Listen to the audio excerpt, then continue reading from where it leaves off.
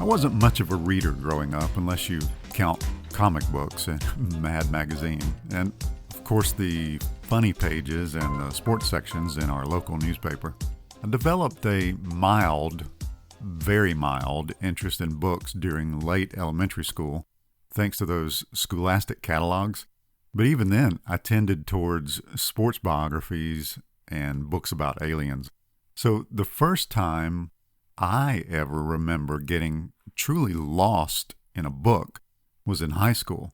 A friend recommended The Hobbit by Tolkien. I'm not sure I even stopped to eat. I was so swept up in that tale. But one of my favorite scenes from that tale was when the protagonist Bilbo got into a battle of wits with the creature called Gollum, riddles being the weapon of choice.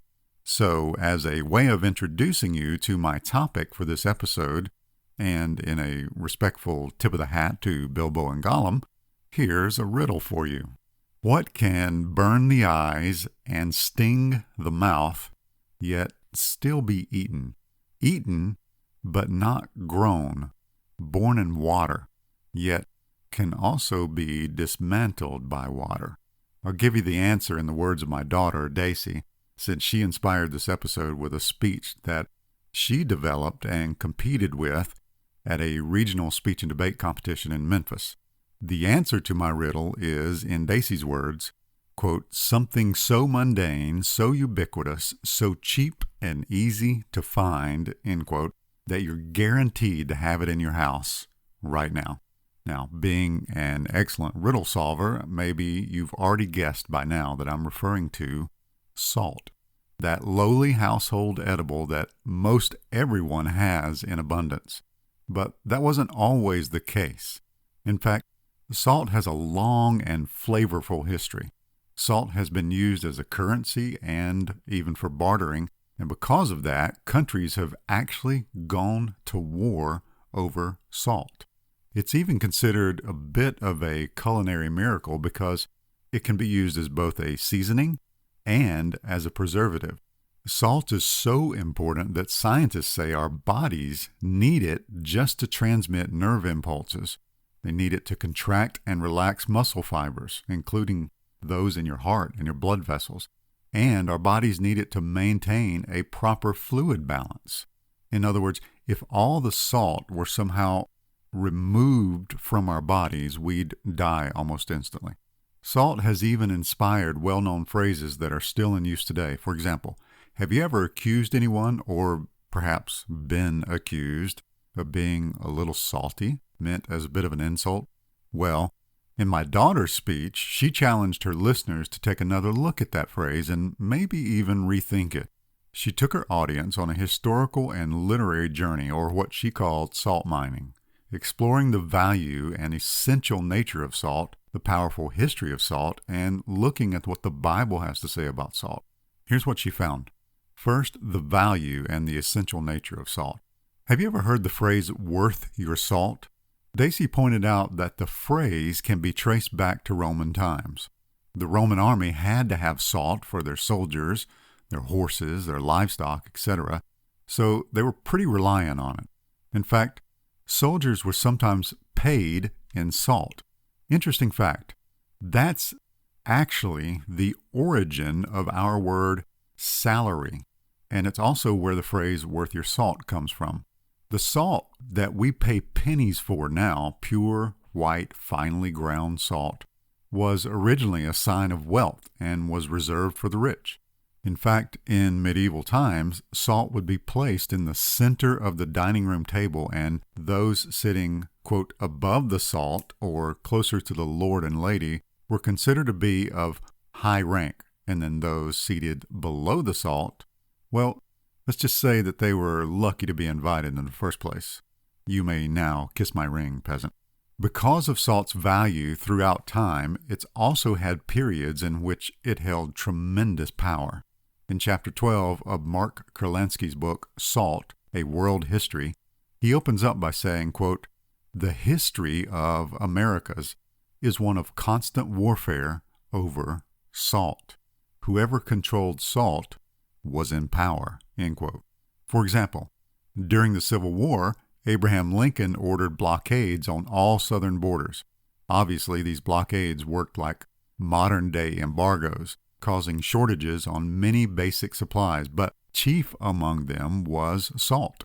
In fact, at the outbreak of the war, the price of a 200-pound sack of salt was just 50 cents. However, by 1863, approximately 2 years into the war, that same 200-pound sack was selling for $25. Talk about inflation. That's an astronomical 50x inflation. It would be like you going to the grocery store today and having to pay $75 just for a loaf of bread. The Union forces quickly realized that the salt shortage in the South was providing an important strategic advantage. General Sherman wrote in his journal in 1862 that, quote, "Salt is eminently contraband because of its use in curing meat, without which armies cannot be sustained," end quote.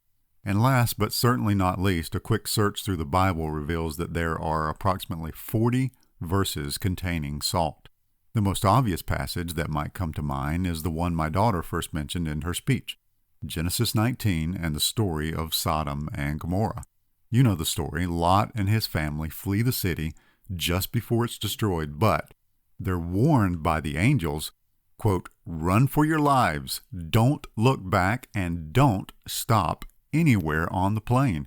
Run to the mountains, or you too will be swept away," end quote. But Lot's wife, she just couldn't help herself. She stops to look back and then is immediately turned into a pillar of salt. But a lesser known and arguably more important passage theologically can be found in Leviticus. In the New Living Translation of Leviticus 2:13, God gives a commandment to, quote, "Season all your grain offerings with salt, to remind you of God's eternal covenant. Never forget to add salt to your grain offerings," end quote. That's fascinating, right? Salt is a reminder of God's eternal covenant with his people, preserved from decay, incorruptible, and permanent. Salt also makes several appearances in the New Testament. In Mark chapter 9, verse 50, Jesus says, quote, "Salt is good, but if salt has lost its saltiness, how will you make it salty again? Have salt in yourself and be at peace with one another," end quote. And then in Matthew 5:13, Jesus says, quote, "You are the salt of the earth, but if salt has lost its flavor, it's no longer good for anything except to be thrown out and trampled under people's feet," end quote. In her speech, my daughter asked a great question. How do these verses apply to us today? How can we be, quote, "the salt of the earth"? Her answer is that we first need to ask ourselves whether salt is a season or a preservative in this particular context. The answer should be fairly obvious. As she points out, salt in this context is a seasoning. And it's a seasoning with a really well-known effect on you when you eat it. It makes you thirsty. Our job as Christians, she says, is to be so salty that we make others thirsty for the living water, which is Christ. In today's culture, being called, quote, "a little salty" is an insult referring to being upset or angry or bitter.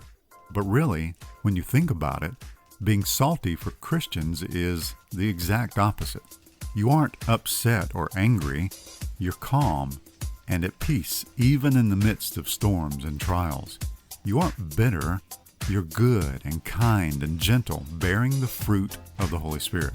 Here's hoping that you and I can take the advice of my daughter and learn to be a little, no, a lot more salty in our lives. So stay salty, my friends, and remember, a better mind always leads to a better life.